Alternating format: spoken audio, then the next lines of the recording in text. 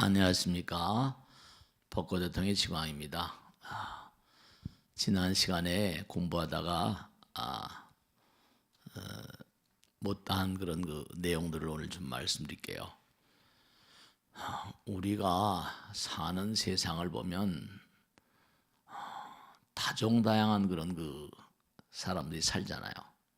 또 나라와 민족, 또 뭐 여러 그냥 지역적인 그런 환경에 따라서 피부 빛깔도 다르고, 또 뭐 잘 살고 못 살고, 미개하고, 또 무슨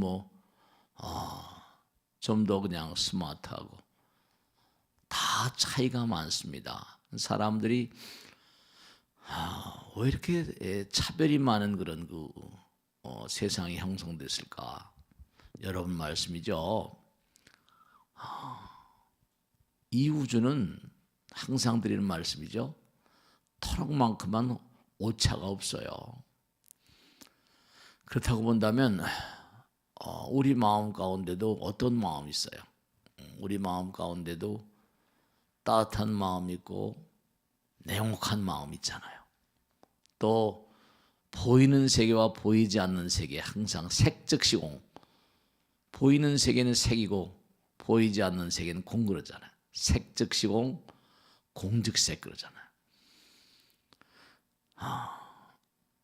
우리가 사는 세계도 요즘엔 너무나 무슨 컴퓨터 같은 것도 발달돼 가지고 인공지능이 뭐니 하잖아요. 그러니까 인공지능의 능력은 대단하다고 그럽니다. 근데 사실은 부처님 나라는 인공지능 저리 가라죠. 여러분이 마음 쓴 것 하나하나가 전부가 다 계량이 됩니다. 지장령 같은 데 보면 경전 같은 데 보면 그런 거 나오잖아요. 저승에는 죄를 다는 저울이 있다고 그랬잖아요. 그러니까 어떻게 죄를 다는 저울이 있을 수 있습니까?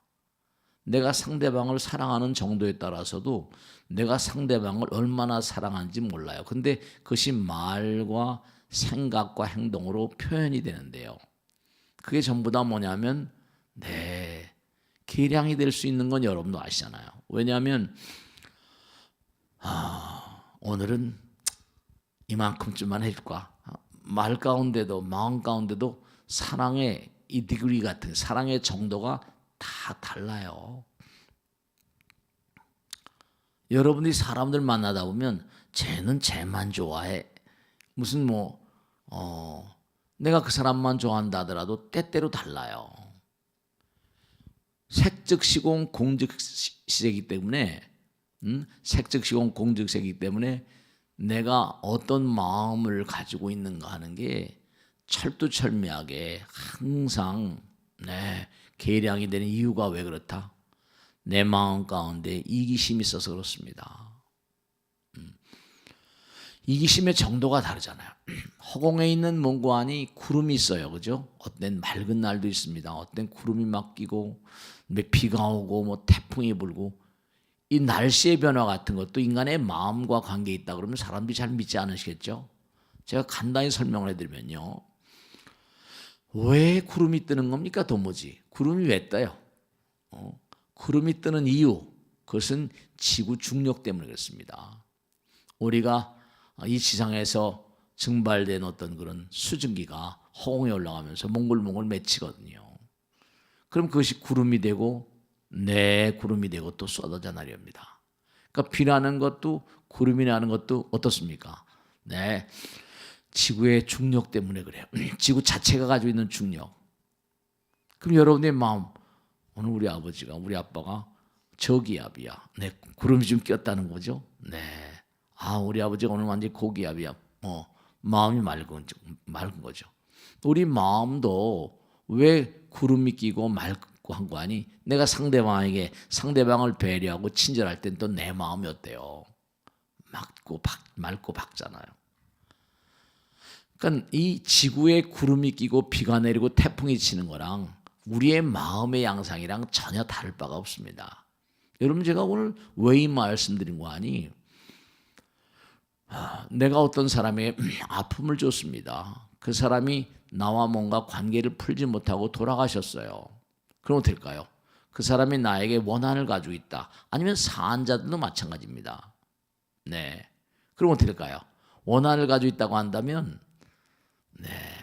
원한의 정도에 따라서 그 사람이 이승을 등지면서 내가 널 몽고하니 만약에 죽어서 귀신이 있다면 가만 안 둘 거야. 뭐 이렇게 지난번에 말씀드렸잖아요. 네. 저주라는 거. 경전에도 이게 나오잖아요. 여러분이 이 세상을 살면서 누구에게 저주를 받는다. 그러면 그것도 에너지이기 때문에 내 몸과 마음에 타격이 올 수밖에 없습니다. 현대의학으로는 절대로 그런 걸 풀 수가 없어요. 그러니까 알 수 없는 질병이라는 얘기죠. 원인을 알 수 없다. 뭐 신경성이다. 뭐 등등 말이죠. 근데 사실은 의사 선생님들이 알 수 없는 그런 병들이, 그러니까 부처님께서 나는 좋은 의사라고 하셨죠. 부처님께서 의학을 공부하셨습니까? 뭐 서울의과대학 나온 것도 아니잖아요. 근데 중요한 건 부처님께서 항상 자기가 좋은 길 안내자라고 하셨고, 난 좋은 의사라고 하셨고. 근데 그 저주의 파장, 저주의 파동이 날라오거든요. 내 놈 가만 들어봐라. 원한이 떠나가신 떠나가신 그분이 나에게 가진 원한이 다 사라질 때까지 원한들의 공격은 멈추지 않습니다. 근데 부처님께서 말씀하셨거든요.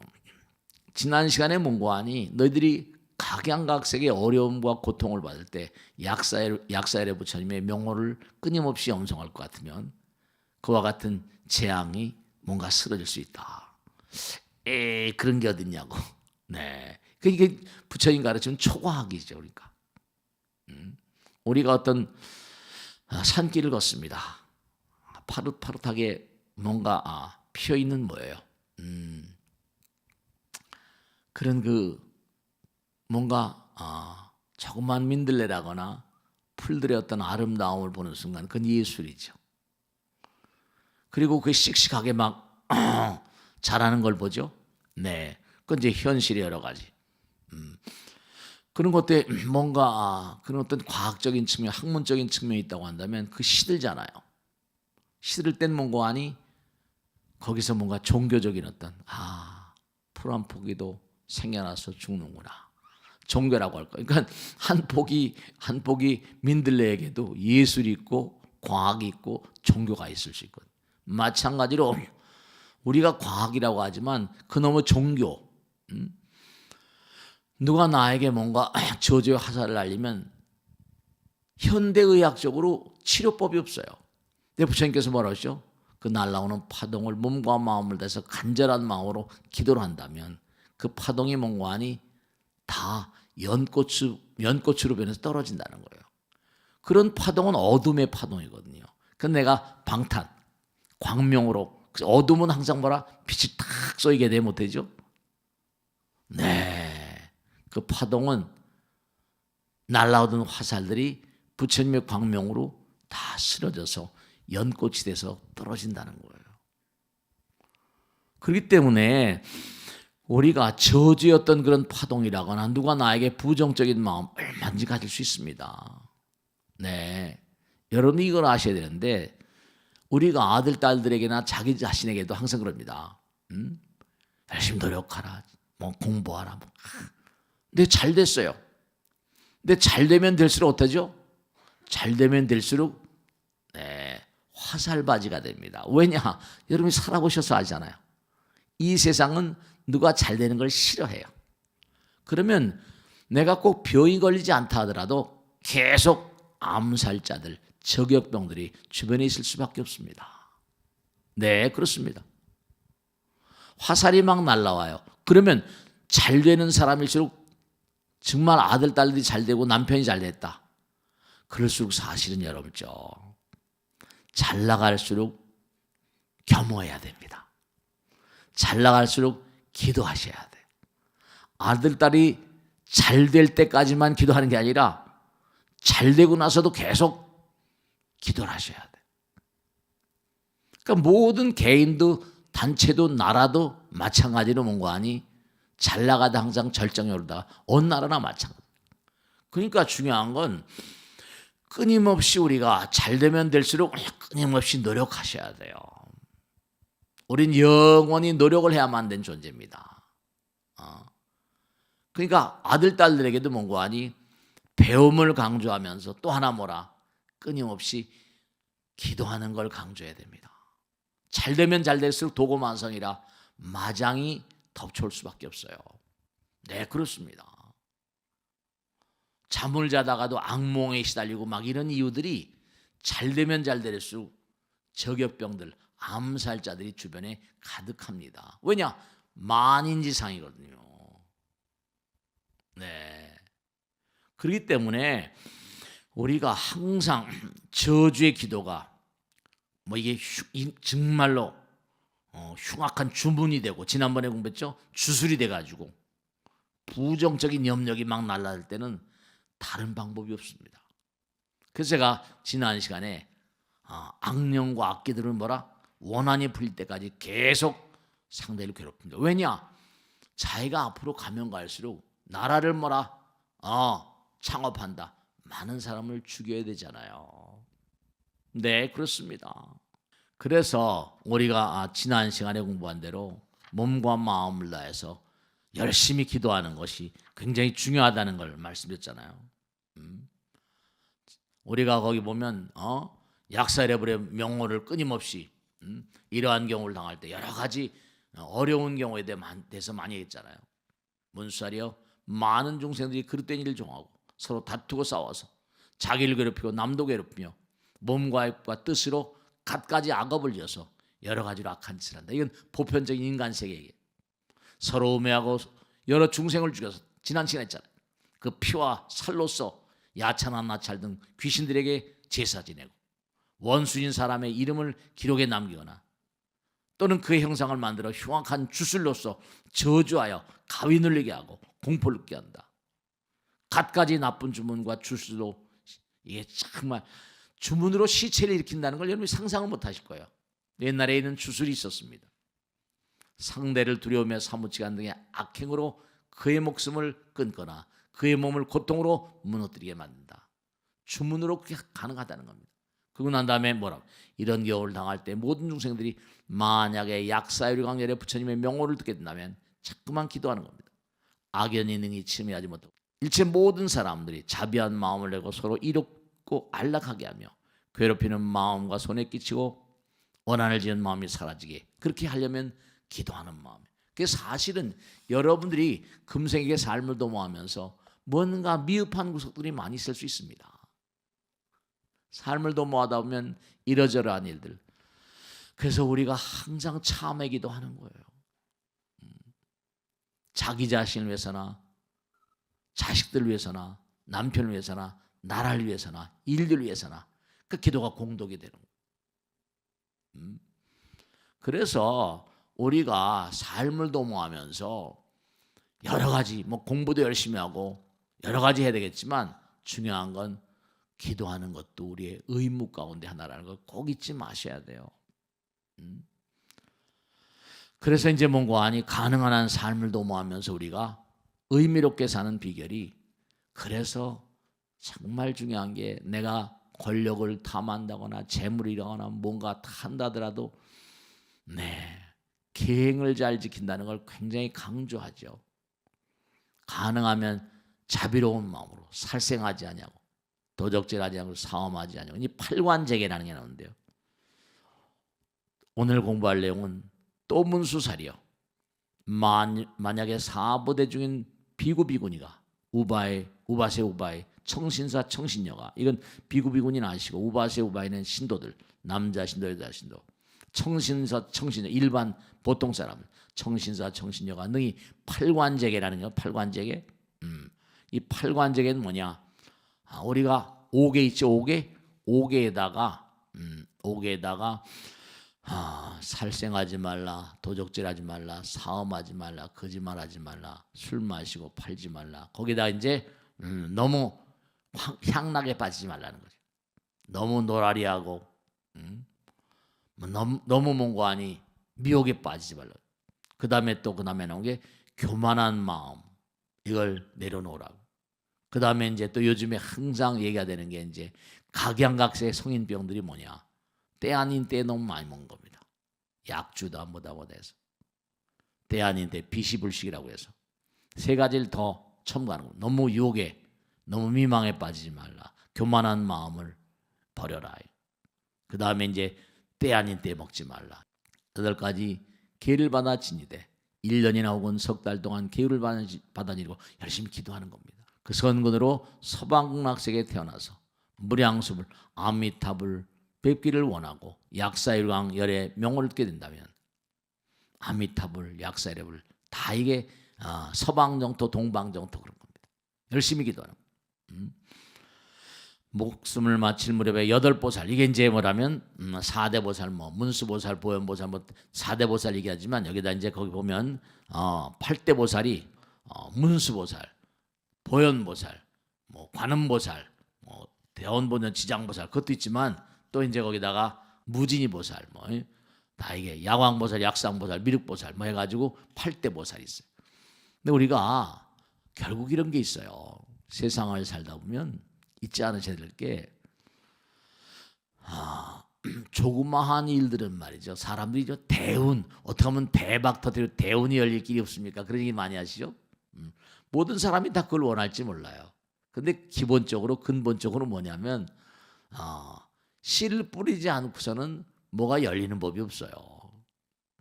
그러니까 우선 우리가 중요한 건 뭐냐면 우리 마음 가운데 부처님 계시다고 항상 그러잖아요.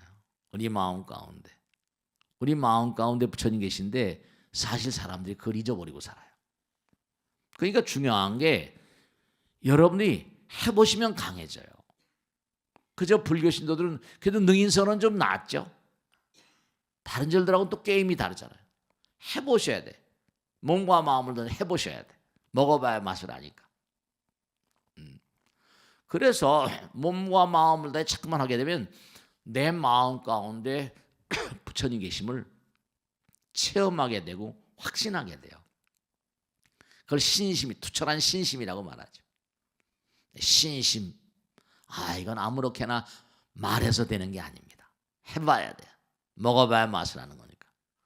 정말로 몸과 마음을 다해서 어둠을, 아까도 말씀했죠. 구름이 막 다 흩어지면 태양이 쫙 비치면 돼요. 구름이 사라지잖아요. 태양이 쫙 비치면 구름이 사라집니다. 내 마음 가운데 내 마음 가운데 내가 부처님을 정말 불보살님을 간절한 마음으로 화엄시장님을 간절한 마음으로 불러 모시면 어떨까요? 구름이 싹 열리고 찬연한 그런 그 광명이 빛이 나고요. 앞길이 환해집니다. 그렇기 때문에 여기 나오는 것처럼 약사일광열의 부처님이 명호를 듣고 정말 목숨을 마칠 무렵에 8보살이 신통을 놔두어 그의 갈 곳을 안내하나니 여러분이 이 세상을 살면 이 세상을 살다 사람들이 다 열심히 살다 좋은 데로 가길 바라잖아요. 그럼 여기도 아까 제가 서두에 말씀했죠. 나라나 민족과 개인 다 다르다고. 근데 아주 중요한 건 뭐냐면 태어날 때도 길을 안내하니까 저승에서부터 저 영혼의 세계로부터 안내자가 다 있어요. 너는 그 부처님께서 뭐라고 그래요? 온 나라로 갈 것인가? 어느 종족에 태어날 것인가? 어느 엄마 아버지를 만날 것인가? 하늘나라에서부터 다 안내자가 있다니까요. 때가 되었는가 아니 되었는가?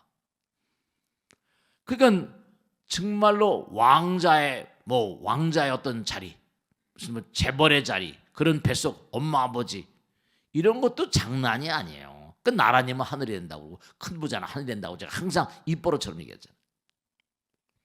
그게 다 길이 있어요. 길이 있어요. 그러니까 이 세상을 잘 산 사람들은 안내자가 있어요. 저승사자니 뭐니 하잖아요. 8대보살이 신통력을 나타서 그의 갈 곳을 안내한대요. 그리고 또 극락세계로 가서 온갖 아름다운 색깔의 보배연꽃 속에서 보배연꽃 속에 탁 팔대보살의 안내를 받아가지고 저승에 가는 거예요. 그러니까 오늘 분명히 말씀드렸는데 여기 다 나오잖아요. 보배연꽃 속에서 저절로 환생, 이거 화생이라 저절로 환생하게 되나니라. 그러니까 여러분이 세상을 살아가면서 잘 사는 게 잘 죽는 거예요. 여기도 다 나오잖아요. 좋은 길로 가는 게 어떤 길인가. 계획을 잘 지키는 삶이라야 되고 다 나오잖아요. 팔재계를 잘 지키고 하나하나가 다 나오잖아요. 그래서 오늘은 첫 시간을 여기서 모두 마치도록 하겠습니다. 아시겠죠? 네, 대단히 감사합니다.